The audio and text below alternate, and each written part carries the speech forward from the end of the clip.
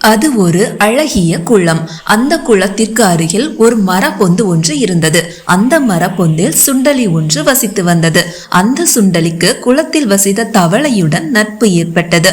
தினமும் அந்த தவளையும் எலியும் சந்திப்பது வழக்கம். ஒரு நாள் எலி தவளை நீரில் விளையாடி கொண்டிருப்பதை பார்த்தது.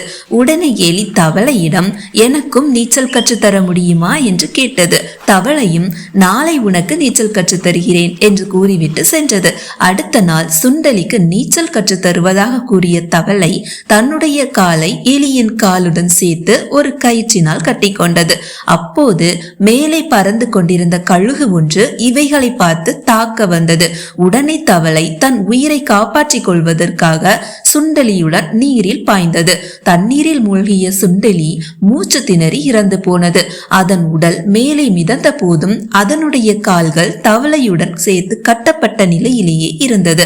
அந்த சமயம் தண்ணீரின் மீது சுண்டலி செத்து மிதந்ததை கண்ட கழுகு கீழ் நோக்கி வந்து அந்த எலியை கொத்திக்கொண்டு உயிரை பறந்தது. அதனுடன் சேர்ந்து கட்டப்பட்டிருந்த தவளையும் பருந்தின் பிடியில் சிக்கியது. 2 விருந்து கிடைத்த சந்தோஷத்தில் பருந்தானது தவளையையும் கொன்று தின்றது. நீதி, நாம் ஒருவரை நண்பராக ஏற்றுக்கொள்வதற்கு முன் அதற்கு அவர்கள் தகுதியானவரா என்று யோசிக்க வேண்டும். இல்லையேல் தவளைக்கு நேர்ந்த கதிதான் நமக்கும் ஏற்படும்.